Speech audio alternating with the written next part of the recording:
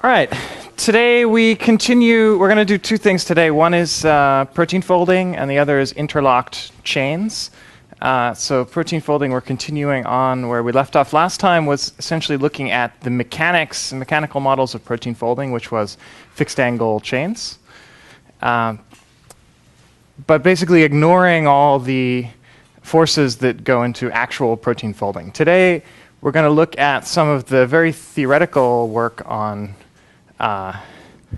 what forces cause proteins to fold and what you can say about algorithms and complexities of those problems.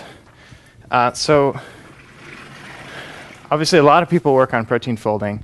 On the sort of practical side, people look a lot at defining energy functions that you minimize in order to find what we believe would be the right protein folding. There's a lot of energy functions around, and the sort of key energies that forces people look at are torsion angles potentials, van der Waals interactions, hydrogen bonds, hydrophobicity, secondary structure propensity, and pairwise specific interactions. And then they take some weighted combination of all those things and try to find one that matches up what we see in real life. The things we see in real life we get by crystallizing proteins, which can take a really long time, like years of research. Then you get one 3D image, and that's what Protein Data Bank collects, is all those 3D images. People try to train against that data, but I would say we really don't know what the right objective is for real protein folding. Given that, because I'm a theoretician, we're going to look at a super simple model that just models one of those features that I mentioned, which is hydrophobicity. Hydrophobia is fear of water. And remember, we have this backbone of the protein, the various amino acids hanging off. Some of those amino acids are hydrophobic, meaning they like to hide from water. Now, usually your proteins live in a big bath of fluid, mostly water, and so they're trying to hide from the surroundings, try to cluster on the inside of the folded shape, whereas other hydrophilic amino acids that like water, they tend to go around the outside. You can't always do this, but you try to minimize the amount to which the hydrophobic guys are on the outside and maximize the hydrophilic guys that are on the outside. In the HP model, there are hydrophobic and hydrophilic guys, and actually we'll call H the hydrophobic and P the hydrophilic.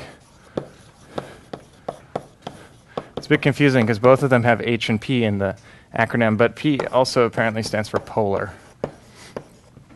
Polar opposite of the hydrophobic guys. Anyway, we just have these two kinds of nodes, and we just try to model that one feature, plus the bonds that link together the backbone of the chain. And so we're going to model a chain as just a sequence of nodes. We're going to fold that chain on a lattice. Something like this. Is it 5? Yeah. And different of these nodes could be marked H or P. And we could use two colors to denote that.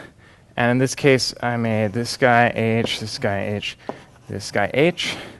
The score of a fold, so this is a folding. We're always going to fold on the square lattice today, although people looked at other lattices, in particular the 3D cubic lattice, and a little bit on the triangular lattice. I'll mention some reasons why the square lattice is a little bit artificial, but general conjecture is it doesn't really matter which lattice you fold on. But you really want to fold on lattices because we're going to define the score in terms of how many adjacent H nodes there are on the lattice. Score is the number of, call them HH bonds. The intuition is if you have two hydrophobic nodes that are next to each other, that means they're not next to the boundary, and so they're happier. There's a more formal argument of that, but this is an easy definition of score. You want to maximize the number of HH nodes that are adjacent on the lattice. Usually, there are some that are adjacent along the chain. Those we sort of don't care about because they will always be adjacent. You have to fold this thing so that consecutive nodes in the chain appear adjacent in the lattice. So we usually ignore what I would call HH edges, which are forced. I mean, you could count them or not, it doesn't really matter. You want to maximize the number of these guys. For this chain, that's probably the maximum you can get. In general, I mean, a typical node has 2 edge neighbors, and it has 2 other neighbors. And so at most, every H node has 2 bonds next to it, which means on average, at most 1 bond per H node, because we're double counting. So that's the model. The optimal folding has the maximum score.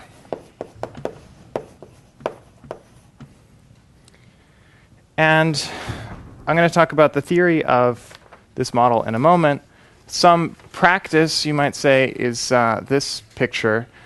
This is a heuristic or local optimization of maximizing. Here, red nodes are the H nodes, and that will be throughout these slides, red nodes are H nodes, blue nodes are P nodes. That's a universal standard. You can see, in this case, conveniently, I mean, it looked like some random pattern of reds and blues, but you end up with all the blues pretty much covering the outside, and so the reds cluster together, and there's lots of HH bonds. They're not drawn here, but so that's nice. And this looks kind of like typical protein in that it kind of globs together. But of course, it's not capturing every feature of protein folding, just trying to capture one of them. But pretending this is the whole story, what can you say about optimal folding in the HP model? Well, sadly, it's NP hard. So to find the actual optimal folding of a given string of red and blue nodes is NP hard. It's NP hard in the 3D cubic lattice. That was by 2 MIT professors, Bonnie Berger and Tom Layton. And then it was proved NP hard in 2 dimensions by a whole bunch of people, I guess from Berkeley. So that's kind of bad news. And to me, it's a sign that nature probably does not find the optimal folding. There are a couple possibilities here. Maybe there are extra forces beyond hydrophobicity that make it easier to find the optimal solution. Or maybe nature's just finding a local optimum, not a global optimum. Or maybe the proteins that exist in real life that have been evolved are designed so that local optima equal global optima. That's somewhat related. Somehow, nature gets around this NP hardness, I would think, because I believe nature is a computer. Maybe not everyone does. But it should be bounded by polynomial time computation. So unless P equals NP, that's another possibility, I guess. It's unlikely to me that nature is doing this. But maybe it's finding a local optimum. That seems to do pretty well in this particular example. Yeah. Good question. Are there approximation algorithms? That's exactly where I wanted to go. There are lots of constant factor approximations. And I will show you one of them. So I'm not going to show you the hardness proofs because they're a bit complicated. I don't have free diagrams of them. But the constant factor approximations, I do. Where are we going here? And so in particular, the best approximation that's known is a 1/3 approximation. This is by MIT PhD student Elantha Newman, and from several years ago, 8 years ago.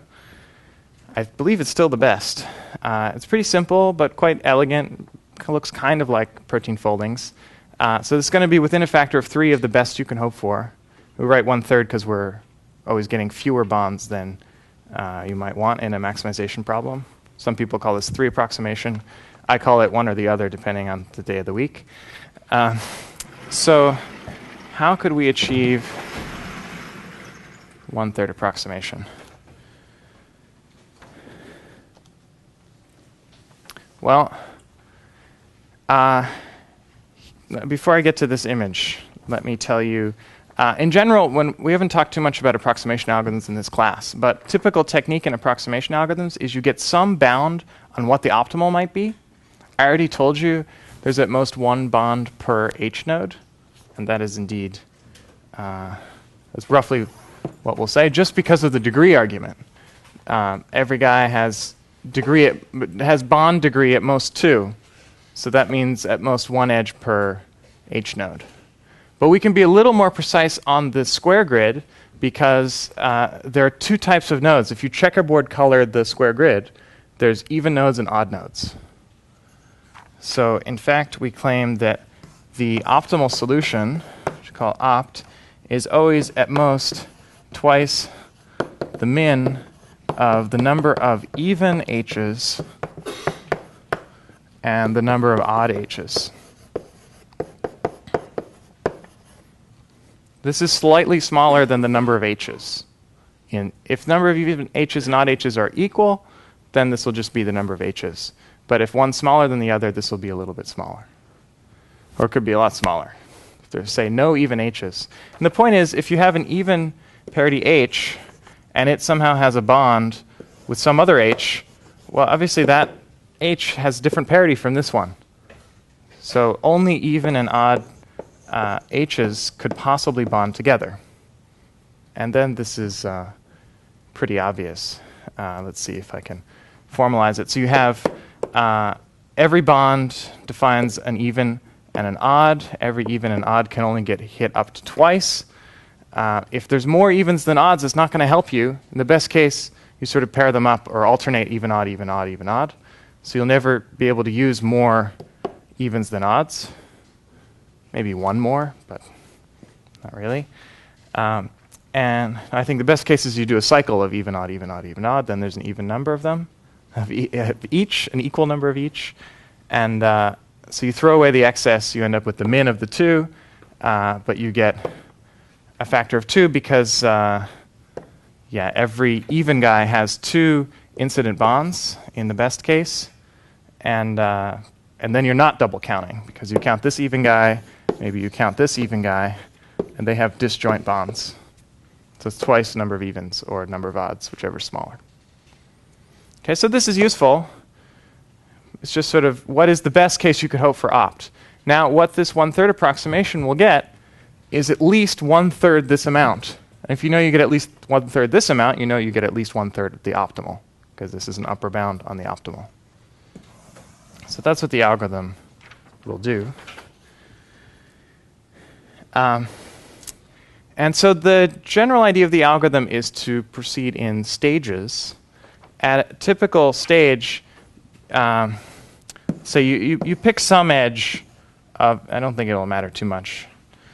Pick some edge of the chain, and then you start working your way down. And general idea is you can make big loops off to the sides so that when you get back to the center, these are H nodes. So you get a bond there. That's the general idea. With that basic idea, you probably get about a quarter of this amount, but we want to get a third, which is a little better. I won't try to analyze that formally. But there's a lot of flexibility here how long we make this branch. In order to make this work out, what I'd like is that the left branch has a lot of, pick one, a lot of even h's, and the right branch has a lot of odd h's, or vice versa, because then we'll be able to make lots of the even guys match up with the odd guys. Here we're fighting the parity, and parity is one of the reasons why I think the square grid is a little bit artificial. And say in the triangular grid, you wouldn't have that. There aren't just two classes. But here we can get around parity by finding a breakpoint, this edge, so that the number of even guys on the left is about the number of odd guys on the right. I won't prove that, but it's just an intermediate value kind of argument. So you get that as you walk counterclockwise along the chain, you have more even guys, and walk clockwise around the chain, you get more odd guys. Once you have that set up, you fall into 4 cases. So we're supposing at the top, let me get to a case I can reach. Here's sort of the typical case. Suppose you've just succeeded in making 2 H nodes join together. Maybe that was your first edge, whatever. So it might not be HH. But now we're proceeding down, and we want to align a bunch of H nodes. And we're going to do better than the picture I drew over here, which was just getting 2 H nodes to come together.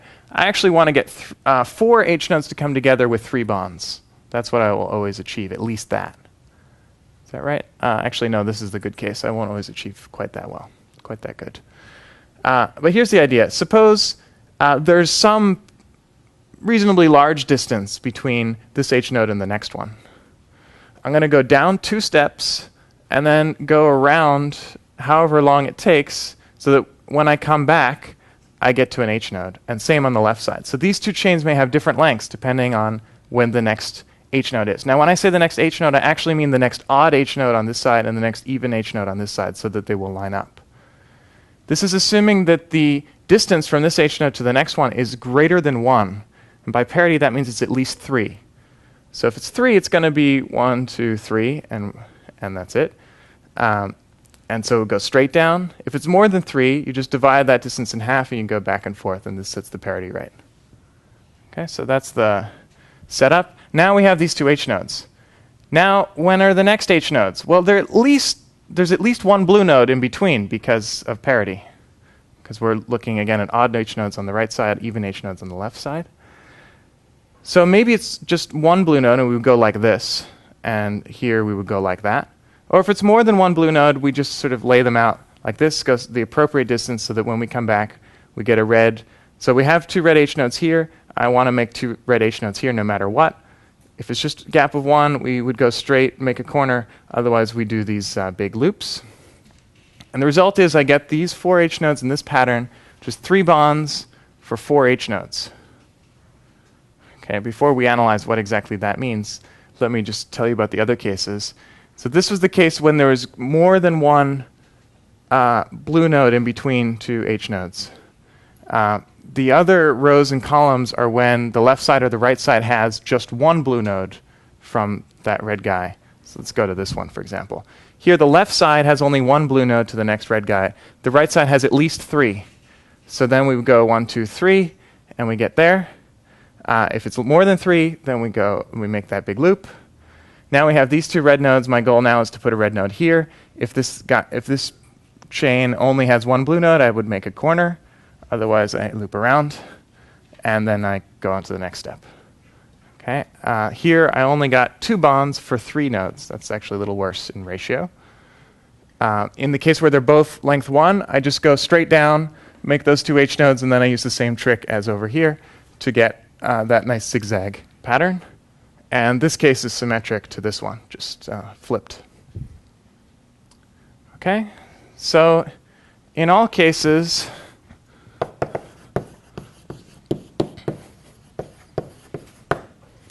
I didn't skip anything. I did all of the even H nodes on the right side. I did all of the odd nodes, H nodes on the left side.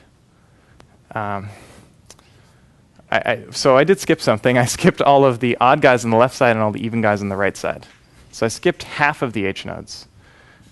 So I get at least 2 bonds, calling them HH bonds,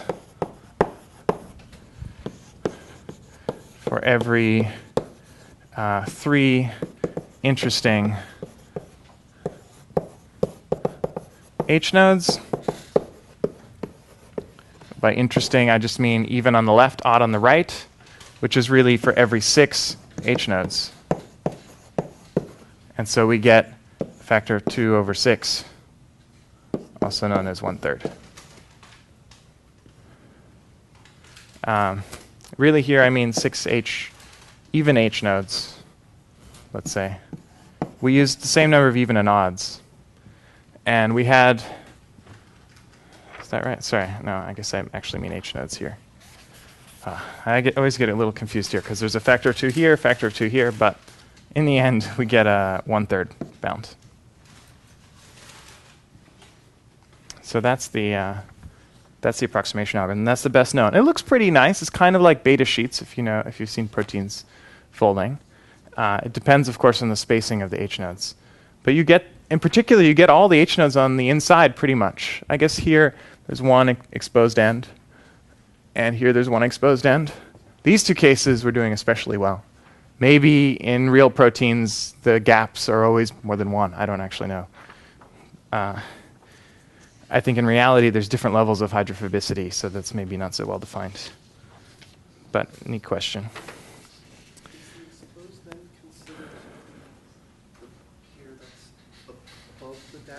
Yeah, when I say exposed end, I mean here there's an adjacency to the outside water. And we're not Now, of course, there might actually be nodes here, then that would not be an exposed end. But if this just went straight up, which it might in this picture, then that would be an exposed end. I guess that might also be. No, probably not. Actually, interesting. If these two guys are red, there's always a blue node to the left and right of them in this construction. So actually, I think that would not be exposed. Oh, that's cool. So actually, I think there are no exposed ends in this folding, except maybe at the very top and bottom. Except we're only considering half of the H nodes. So there's the other half we have no idea about. Yeah. So hopefully nature chose the parity right. Or if you think about this in the triangular case, which I don't think anyone's tried to adapt this algorithm to the triangular grid, maybe you can get no exposed nodes. That would be pretty neat. Of course, reality probably does not fold on a lattice, but it's an approximation. Now, one of the observed features in proteins, protein folding, is they tend to fold to the same shape. This is actually a hard thing to measure, but that's the general consensus. So at least most proteins in a non-diseased organism fold always to the same shape, at least in the same environment. So if you want to model that in the HP model, and you pretend that really we are finding optimal solutions, because it's a little hard to define what locally optimal means, though that would be an interesting direction. It'd be nice to find proteins where locally optimal equals globally optimal, but lacking definitions of those terms, no one has tried to prove that. I think it'd be a good direction. But if you believe in optimality, then at least you hope that the optimal foldings are unique. So you take a typical example, the optimal, like if they're all blue, then every folding is optimal. So there's exponentially many of them. But if you have any hope of getting unique foldings, you'd really like unique optimal foldings. The theorem is these exist. In the 2D square grid, they exist for all even n for closed chains. Mostly we care about open chains, but for closed chains you can prove that these exist for all even n. And for open chains, they exist for all doubly even n.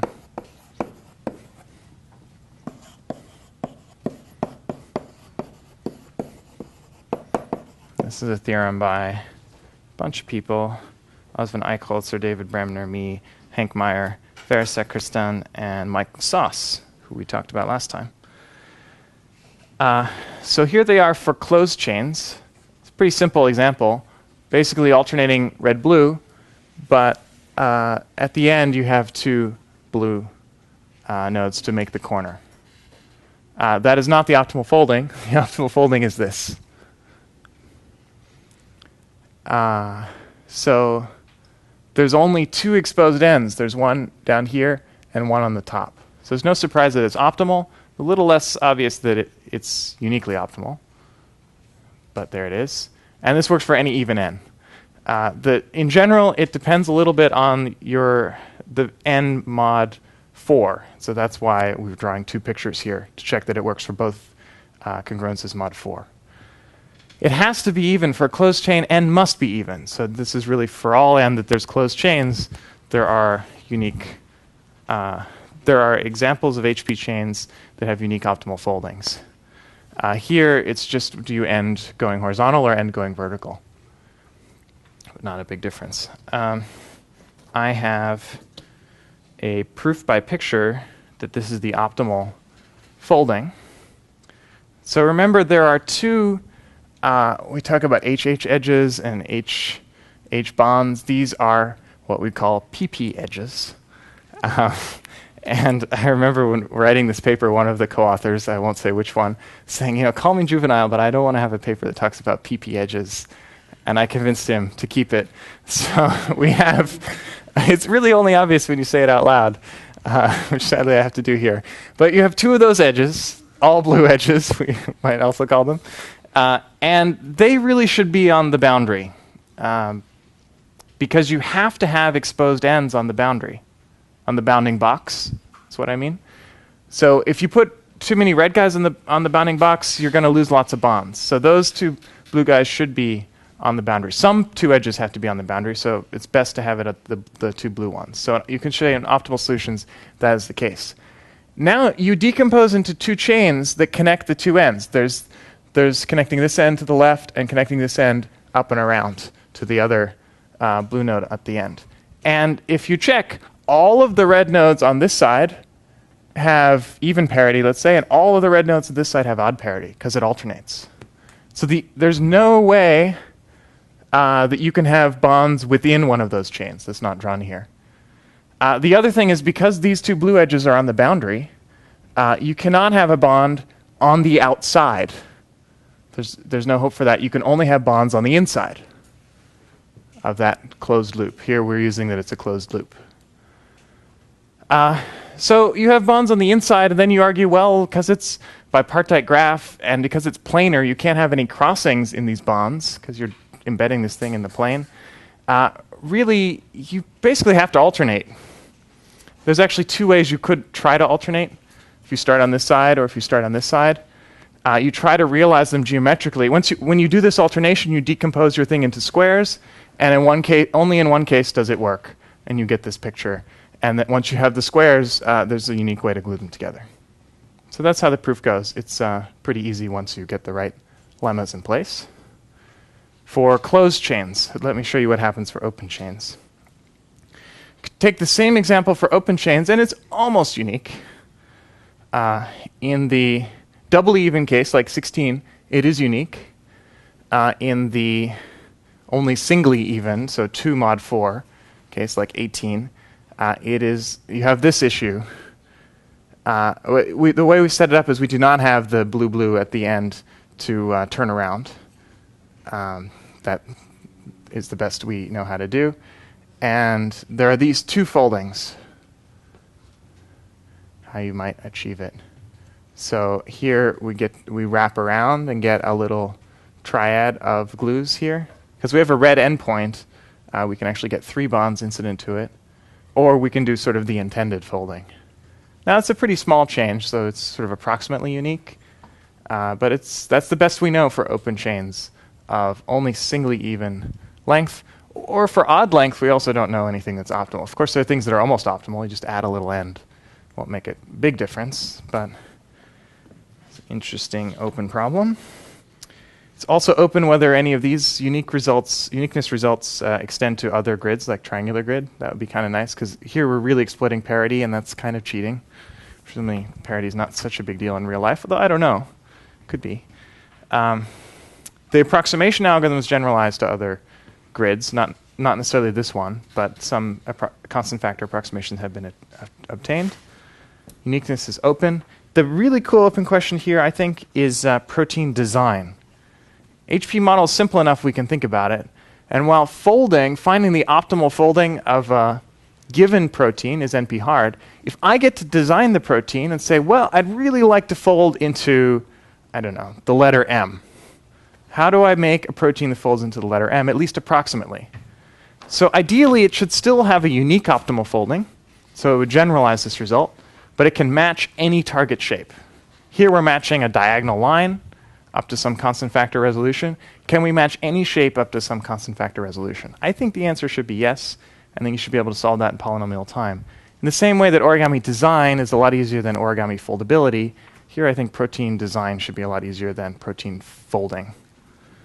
But no one has worked on that. I think it's a really cool problem. Too bad I'm mentioning it so late in the semester. But we can work on it in the problem session. All right. So ends my coverage of protein folding. Obviously, there's tons of work I'm not covering, but I'm focusing on the very algorithmic stuff. Any questions before we go? Yeah. In these models, you have at least close to equal number of P and H.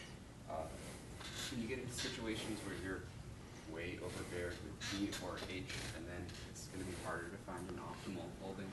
Or is it not realistic because these are small sets of the entire protein? Yeah, so the question is, does it matter the ratio between number of H nodes and P nodes? I think the easy, short thing is I don't know. My guess is in reality, a number of H and P's are within a constant factor of each other. For some constant, I don't think the constant matters too much, although if there's an overwhelming majority of H's or P's, problem might become easier. My guess also is in the NP hardness proof, although it's been a while since I read it. There's probably a constant factor again. But maybe you could show if there's, for example, if there's a constant number of H nodes, I'll bet you could solve it in polynomial time. That's maybe that's a new open problem. I should write it down. Good question. If there was a wrong factor between them, because you wouldn't see that have to model, because you just wouldn't, that wouldn't work. No, this model makes sense for any number of reds and H's and P's. But uniqueness is probably hard to obtain if you have a small number of H's, or if you have a huge number of H's. If you don't have enough...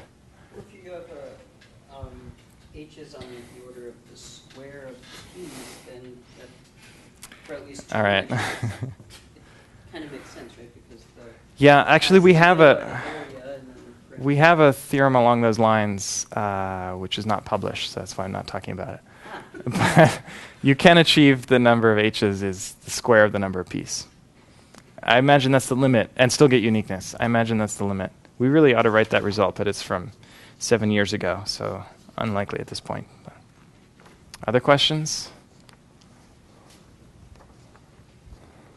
All right. So we go on to interlocked 3D chains.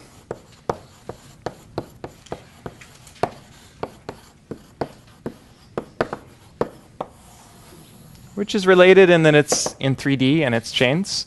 So related to the sort of mechanical protein folding we did last class. Except here, mostly I'm going to think about universal joints again. So I can do whatever I want. I don't have to hold the angles fixed. At the end, I'll mention how things change a little bit for when you have fixed angle chains. But universal is kind of more fun. So the motivation here is we have our good friend, the knitting needles example, or maybe our mortal enemy, depending on how you like to think about it. 1, 2, 3, 4, 5. And remember, never mind the edge lengths. I'm not going to worry about edge lengths here. With 5 bars, you can lock a chain.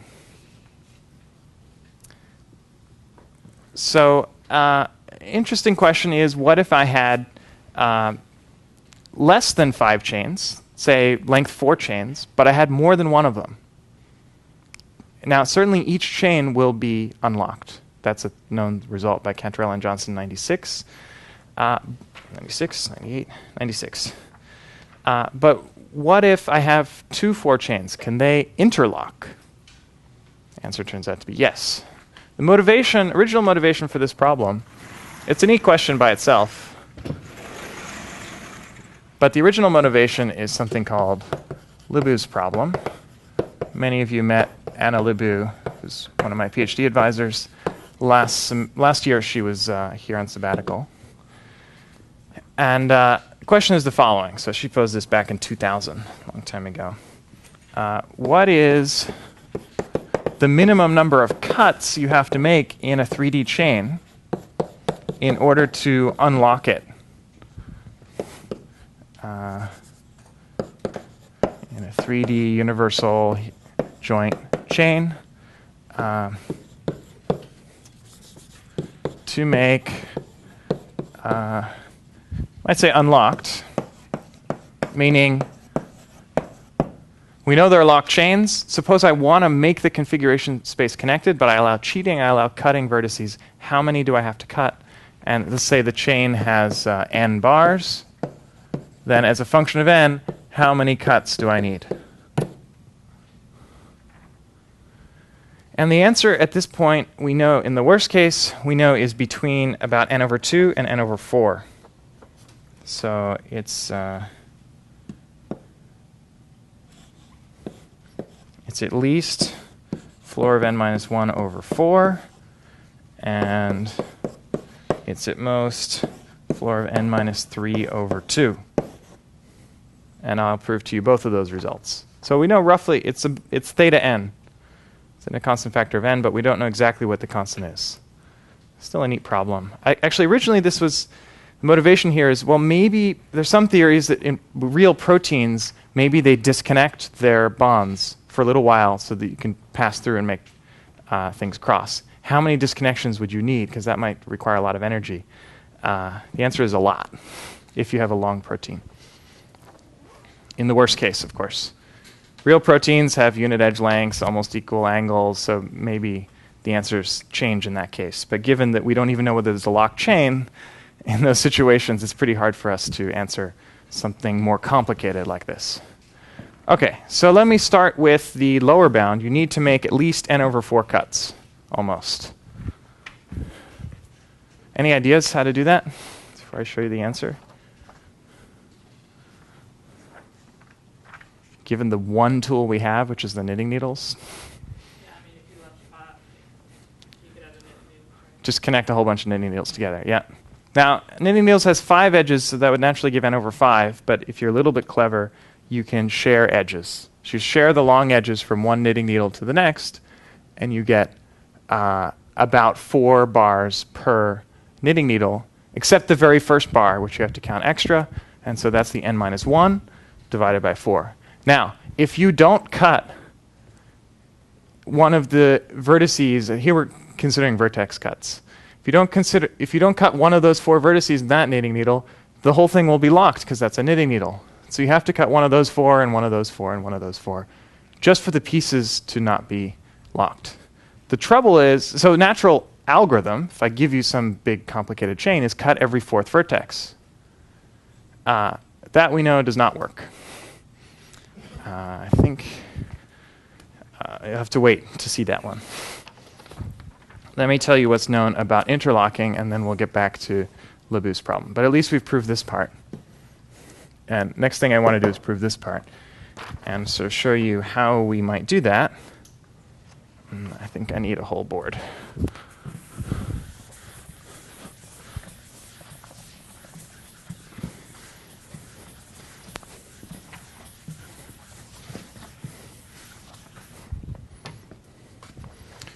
Okay, we're going to think about an open chain of length 2, let me make a little more room, 2, 3, or 4.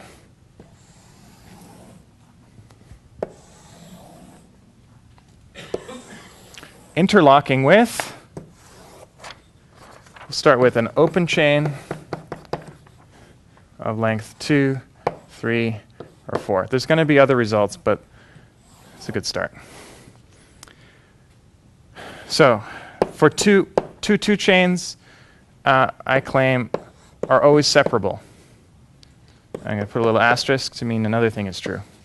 A 2 chain and a 3 chain is always separable. A 2 chain and a 4 chain is always separable. This matrix is symmetric.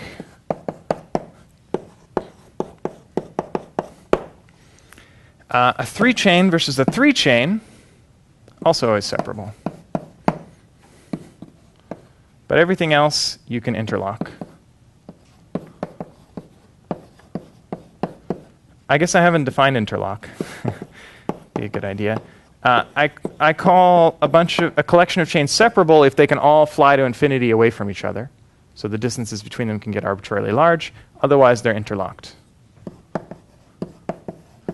And usually that will mean that no pair of them can fly away from each other. Here we're just thinking about 2 at once, so it's either separable or interlocked.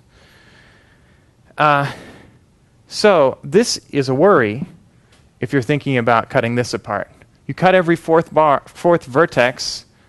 If I get the counting right, I think that means you have length 4 chains connecting them. Now we know length 4 chains can't be locked, but they could be interlocked. And so you can actually build an example where if you do the simple pattern of every 4th cut, you will get interlocking. Still open whether you could be clever and still only make about n over 4 cuts and get everything to separate. But to solve that, you'd have to get around this boundary, this annoying situation which we don't fully have characterized. We just have examples.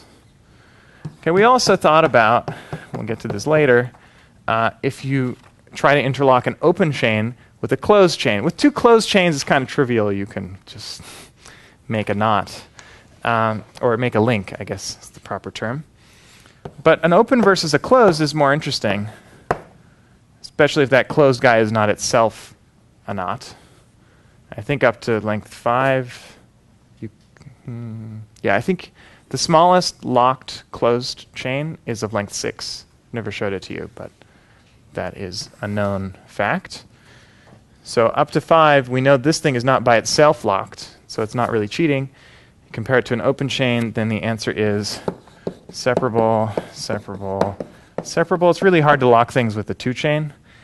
2 chains we call hairpins. That's a 2 chain.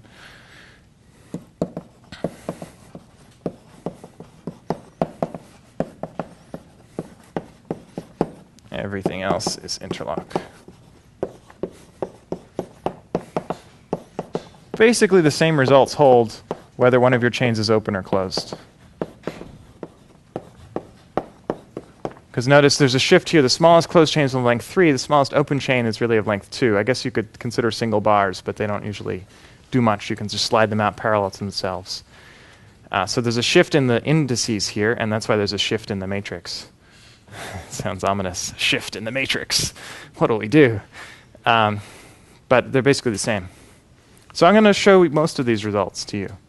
The stars mean that even if I give you, get this right, even if I give you a whole bunch more hairpins, so for this result is the most interesting. I take a 3 chain, a 3 chain, and then a million hairpins, a million 2 chains. Still they can separate. And all the results with stars, you can add arbitrarily many hairpins. That's really, these two are the most interesting. A 4 chain with any number of hairpins, 2 3 chains with any number of hairpins.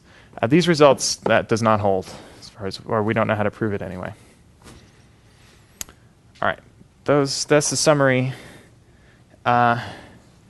There's one question that's not answered by this table, because it's sort of how low can you go and get interlocking? This is saying, well, once you get to a 3 chain and a 4 chain, you can interlock. It's sort of the minimum. But what if you have a bunch of 2 chains, or even just one? Can I interlock it with some chain of some length? Let's say, I mean, up to 4 is the most interesting, because once you get to 5, you can have knitting needles. But suppose I take longer open chains down here, but I require that they're not themselves locked. Can I interlock it with a hairpin? This has practical applications to hair, I guess. And the answer is yes.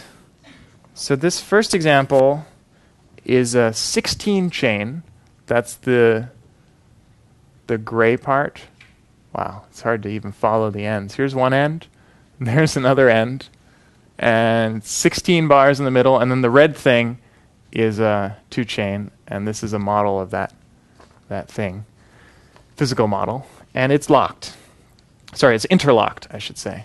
I'm pretty sure you take either of the chains, obviously with the hairpin, but also for the really complicated 16 chain, it will unfold by itself, but with the hairpin, it is held open at that angle and can't unfold. The best bound so far is an 11 chain versus a 2 chain. It's conjectured to be optimal. There's various reasons to believe at least this kind of interlocking trick where you basically all the hairpin can do is hold an angle open, or try to. And this seems to be the sort of smallest way to interlock it up there and the smallest way to interlock it on either side. And these are sort of zooms. This is of one of these corners. This is of the top part. So those by themselves, if you're trying to do these 3 interlock tricks, these are kind of minimal, we think. But as an assembly, it's conjectured to be optimal, but we don't know how to prove that. But at least these guys are interlocked, so an 11 chain with a 2 chain. All right. So those don't fit on the table, because the table is not large enough. But let me start with this result. So the easiest thing to do, show that if I have any finite set of hairpins, 2 chains, they never interlock. This is actually an old result, although it was never phrased this way until earlier this decade, I guess, by De Bruyne, famous Dutch mathematician from 1954. He proved essentially this. he proved a simpler version, which was then generalized in 1984 by Robert Dawson in Canada. And they proved something more general. They said, well, I will say, a hairpin is star-shaped, meaning if you were right here, here's your eye, at this point, you can see the entire interior of the shape without leaving the shape. So that's a star-shaped figure. And these guys proved that for star-shaped figures, there's a way to always separate them without even changing any of the angles. There's no folding involved. You can think of rigid two chains. They can all fly apart from each other. How do you do it? Some fun geometry. You say, I have my favorite point, say 0, 0, 0 in 3 space. I just want to scale everything from the point, make space bigger. What will happen to these poor little chains? They get bigger. They'll get longer. As they get longer, just cut them off again. But the result is that these points will fly away from each other. And so all of these two chains are going to separate. The lengths get longer, but I can always cut them shorter. And if I scale space, obviously, if I didn't have self-intersection before, I still won't have self-intersection. So it's a fun motion. We tried to draw it in the book. It's a little hard to draw.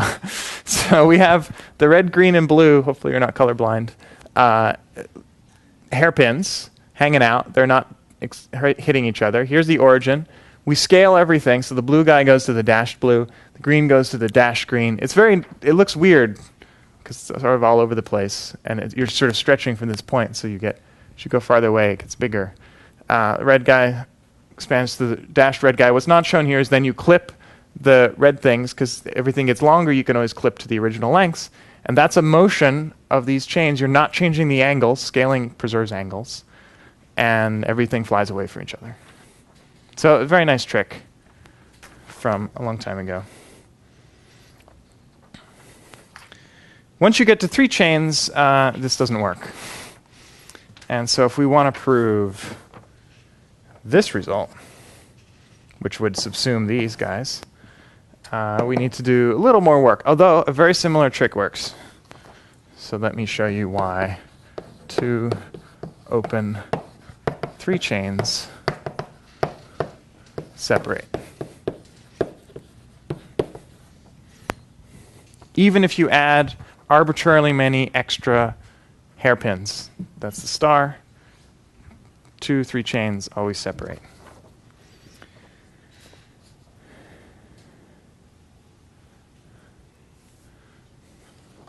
All right. I guess suppose we're in the generic situation, nothing aligns that shouldn't. I have 1 3 chain, something like this, and I have another one. Let's make it interesting.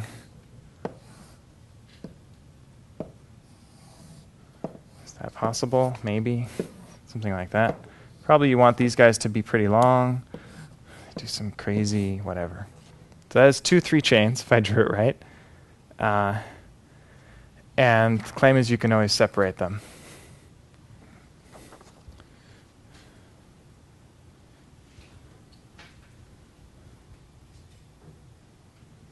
All right, here's the deal. I have this middle bar. There's a whole family of planes that are parallel to that bar. In fact, a lot of planes. There's, 3 dimensions of planes? There's a 2-dimensional family of planes that are parallel to that bar. There's a 2-dimensional family of planes that are parallel to that bar. Meaning if you extended it, it doesn't hit the plane, or it lies in the plane. So there's actually a plane that is parallel to both bars. In fact, there's a whole 1-dimensional family of them, if I figured it out right. So you can actually find a plane that sort of bisects the 2 bars. So there's one on one side, one on the other side. And even if the bar is extended, it would not hit the plane. Okay, so there's some plane in the middle here. Really hard to draw in 3D. Actually, I think I have a picture. It might be a little easier to see. So it looks something like this. You have to believe me, this is a general case. You have the red chain and the blue chain. The middle bars are on opposite sides of the plane, and they are parallel to the plane. Now what we do is scale, but we only scale in Z. So non-uniform scaling. This will not preserve angles. Here we're going to fold. So the result, we scale from Z equals 0. So these guys get pushed down. Those guys get pushed up. Scaling in Z, again, does not cause any self-intersection. And because we made these guys parallel, these edge lengths will be preserved. That's the key. The end bars will get longer, but I don't care if they get longer. I can always cut them shorter. So that's the trick. Yeah, they'll always get longer, even if they don't go to the other side. So that's how you can just pull them apart. And also, if there are two chains in here, they'll also just fly away from each other. So eventually, everything will get far away, unless they happen to have the same z coordinate, but then it's degenerate. Just perturb a little bit. Jason? There's the case where the two bars are coplanar and Yeah. parallel. And I said at the beginning generic. So in particular, I want to assume that these guys are not coplanar. Otherwise, you could just perturb it a little bit. As long as they're not touching, you can wiggle everybody. Yeah, good point. Okay, that's 2 to 3 chains. There's one more result in the separability. We've done all of these separability results here. Next one would be this, which is the same as this. So here we have a 4 chain versus a 2 chain. This is basically the same trick works. I just have reorient to put middle bars in the xy plane. So in other words, there's 2 middle bars. They live in a plane because they share a vertex. So think of that as the plane and then scale perpendicular to that. Same trick works. So 4 chains versus various 2 chains. Again, we preserve the lengths of the 2 middle bars because they lie in the plane. So there's no scaling that happens in the plane. And in the generic case, everybody will be off the plane and they fly away. Cool. So that proves all of these separability results. I'm not going to do the closed chain ones here. You can read the paper if you're interested. At this point, we can go back to Libu's problem and prove this result. So basic algorithm is cut every other vertex. You'll get a whole bunch of hairpins. Hairpins, we know, separate. But we can be slightly more efficient by leaving an initial segment of 4 chain or 2 3 chains. I think it comes out to the same number.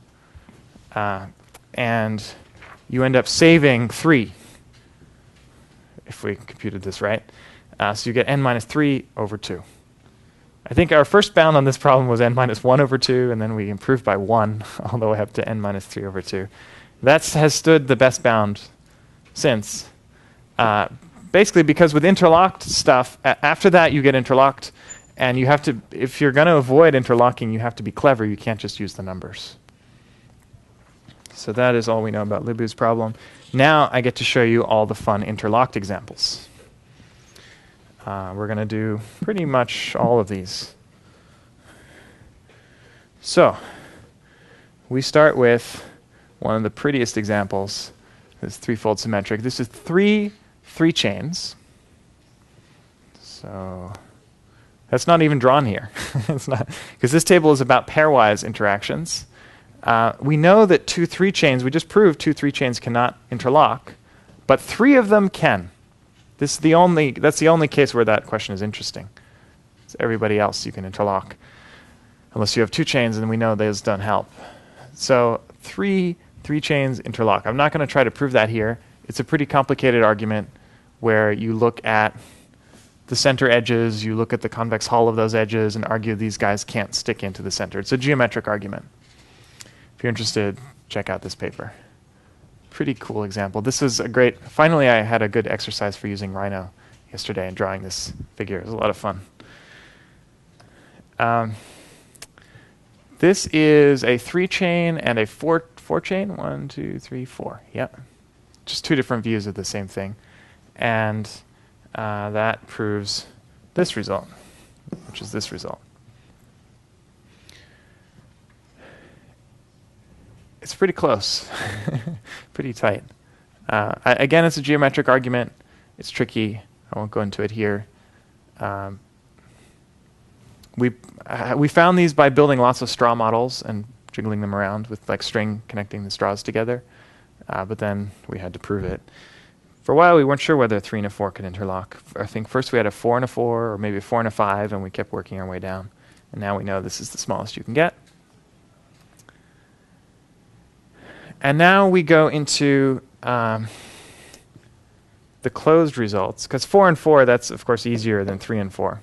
So that's sort of done, or this sort of contained in those results. Now we looked at the closed examples. So this is going to be a closed triangle interlocking with an open 4-chain. And here I'm going to give you some of the details because this proof, it's relatively easy to prove that this is interlocked. You can use a more topological argument, which is what we're used to from the knitting needles. Remember, we took a ball that separated the interior vertices from the endpoints. We said the endpoints really can't get in if we set the ball right, and therefore the endpoints, you could connect the endpoints by a big rope, and then you have a trefoil knot, and there's no way you can untie the knot without having intersection somewhere. You can argue the rope never self-intersects, so it must be the chain. We can do the same thing with this example, with a 4-chain interlocked with a triangle. And I will sketch that proof. So let's go up here.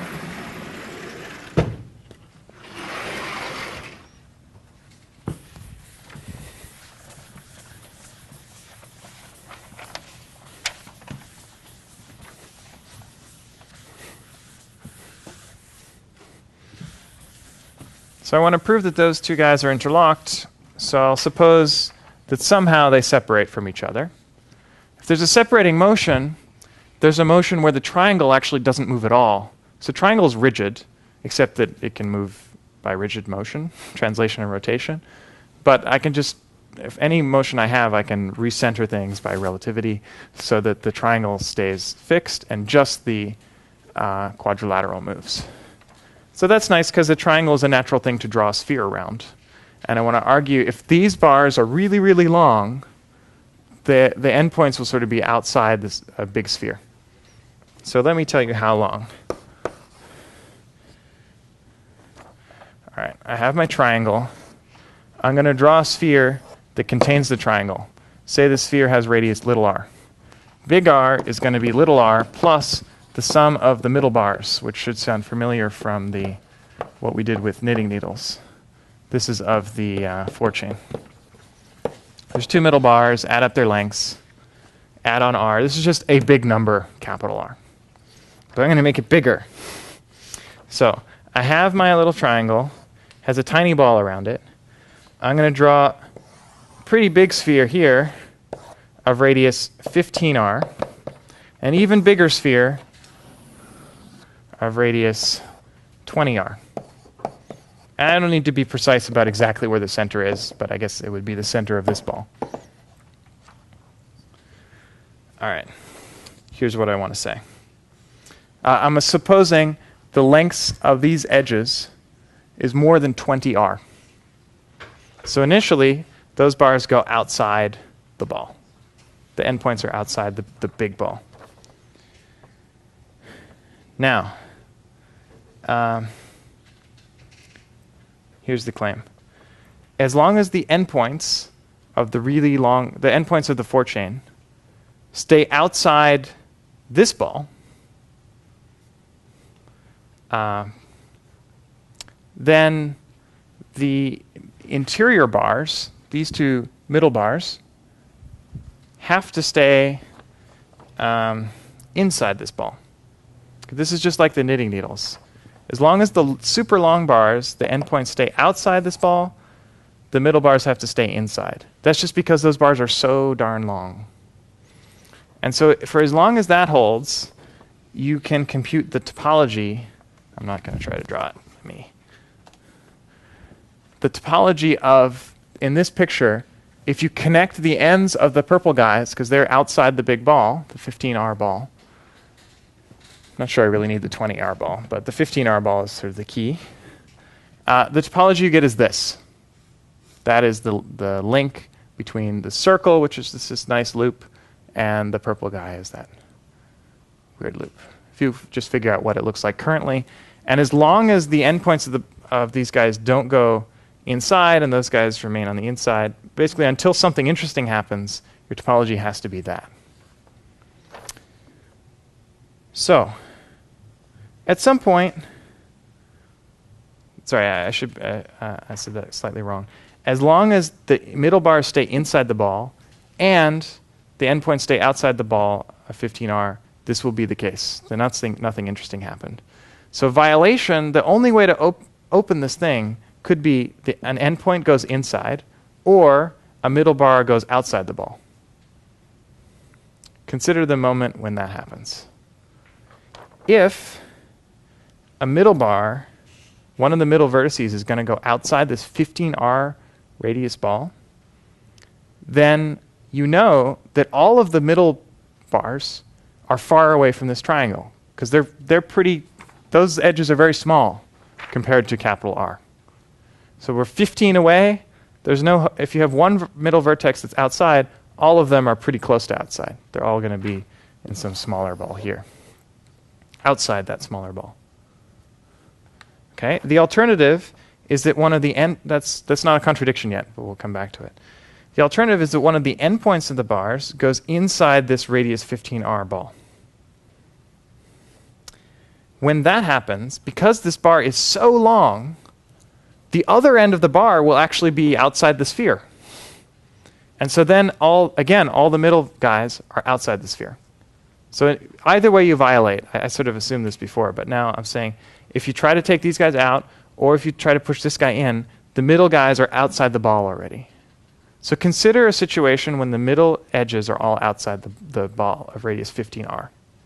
The only thing that could penetrate some tiny sphere like this one of little r, only parts of the forechain that can penetrate that are the long bars, because the middle stuff is too far away. The long bars are super long, so they could conceivably penetrate the triangle. All we really care about is piercing the center of the triangle, because that's when we get interesting topology.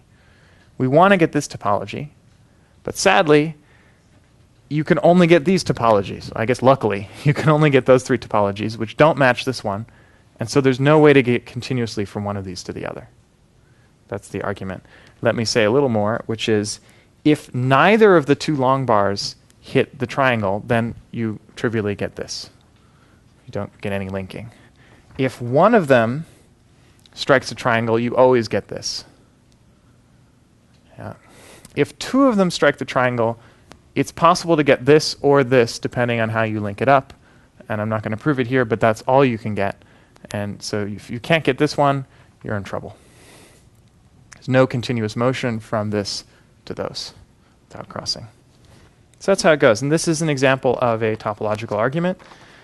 You can use the same kind of argument to prove this last result, which is this one. Now this is not necessarily symmetric because one's closed, one's open. So this is a closed 4-chain, quadrilateral in other words, with an open 3-chain, which can also lock. And again, you can use the topological argument. It's a little messier because now this is like a tetrahedron instead of a triangle, but the same tricks work, and topology luckily doesn't match between the inside and outside cases. Cool. So that is interlocking and pretty much the entirety of this table. Now, there's a way to generalize this table, which is instead of saying, oh, I have universal joints, everything's nice, I start thinking back to proteins and say, well, what if I had some fixed angles? What if some of the chains were fixed angles and others were universal? What if some of the chains were rigid? Because we know that rigid hairpins can separate without any folding whatsoever. What if some of them are rigid and some of them are fixed angle and some of them are universal? Well, we haven't done all of those results, but most of them for pairs. We've got universal and rigid. A fixed angle 2-chain is a rigid 2-chain, so there's only 2 columns there. Universal fixed angle rigid, universal fixed angle rigid, and here we only get up to rigid. Yeah, I'm not sure if it makes a huge difference out there. Again, it's not a complete story.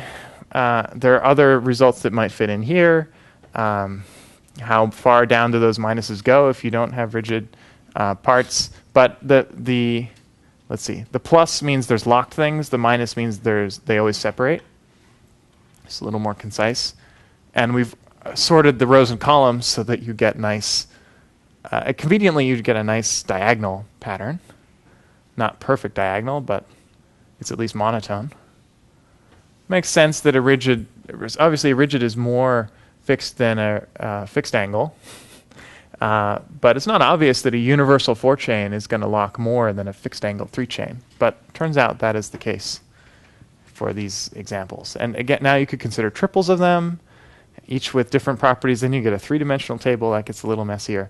Probably not a huge number of results are necessary along those lines. Here, we just needed the 2 chains plus the 3 3-chains were interlocked. So there's more work to be done here, but this was a lot of fun. And if you want to see the examples, you should check out this paper. Just mention, this was basically for fun and to see how low could you go in terms of number of edges and various combinations, different parts. But it turns out this interlock stuff does have applications. I'm not going to call them practical because it's about another theory result.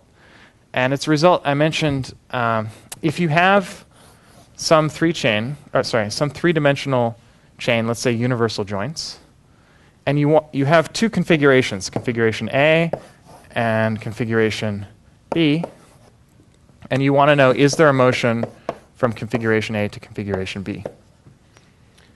This is P-space complete, result by a bunch of Berliners from a few years ago. And basically what they do is build a computer. I don't have the gadgets here to show you. But they build a computer with various moving parts and whatnot. To build the infrastructure of that computer, the rigid part that doesn't move, they use interlock chains. Basically, if you want to build a nice rigid framework like a truss, you can do it because you just take chains. I'm only allowed to make chains. I'm not allowed to make graphs. But if I bring two parts of the chain really close to each other, I can basically tie a knot by making lots of little links and using, say, an interlocked 3-4 chain. Interlocked 3 chain with an interlocked 4 chain. In the same way, when we're building like the locked 11 chain with the locked 2 chain, you can, you're sort of tying little knots around various points. Here, we don't even have to be efficient. Just constant numbers are fine. So you can build some rigid structure like tetrahedron by taking one path here, making a sort of interlock structure, making interlock structure, interlock, interlock. You can double traverse, I guess. And you can interlock everything using a chain, build a rigid structure. Then you go and build the flexible part, and that's sort of the fun computation. But just to get off the ground and to build some rigid infrastructure so that to build gadgets, basically, in your hardness proof, they use interlock chains, which is pretty cool. This is a really interesting result, kind of a very negative one, that's really hard to fold from one shape to another, but it uses this. They also prove the same thing for trees in 2 dimensions. For that, they use the lock trees, which we covered way back, lecture 3 or whatever. They use lock trees to basically fill rigid angles, force things to be at particular angles, and then they have flexible parts to do the computer stuff.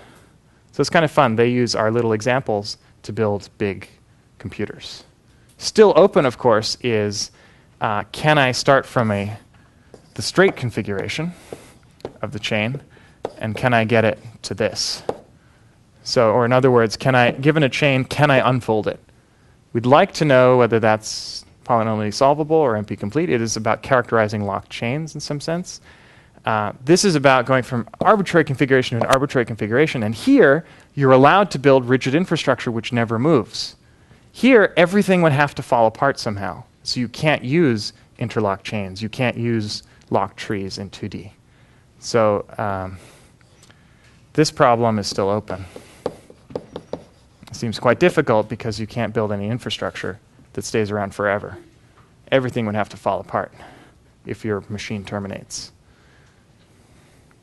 Any questions? Wanted to talk about that for a long time. Now that we have interlock chains, you get to see a little bit behind the scenes of what's happening. If you want to see the full proof, check out that paper by Altz, Nauer, Whitesides, and Rota. All right, that's it.